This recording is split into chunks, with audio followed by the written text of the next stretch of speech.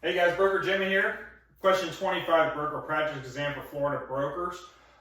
This is one about leases. So a 10-year lease requires the tenant to pay $4,000 a month, as well as taxes, insurance, and maintenance on the building. What type of lease is this? So what type of lease is it? Most commercial leases are like this. So all these items that are paid by the tenant are called nets. Okay? And the reason I'm writing net up here is so you can see. So here we go. A gross lease, that's what you normally pay if you're going to go lease an apartment. You're going to pay for everything. You're going to pay for your just a standard rate. That's it. All right. Net lease is a lease where you're paying the rent.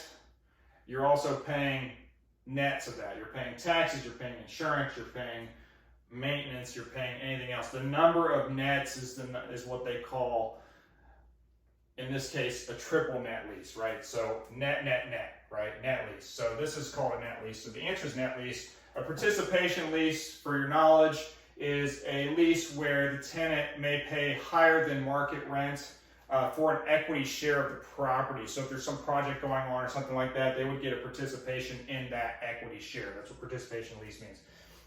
An expense stop lease, not real common. Net leases can actually have an expense stop as well.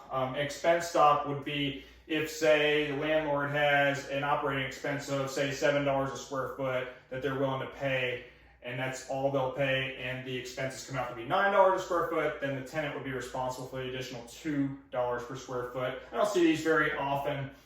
Mostly we see net leases, especially in the commercial world.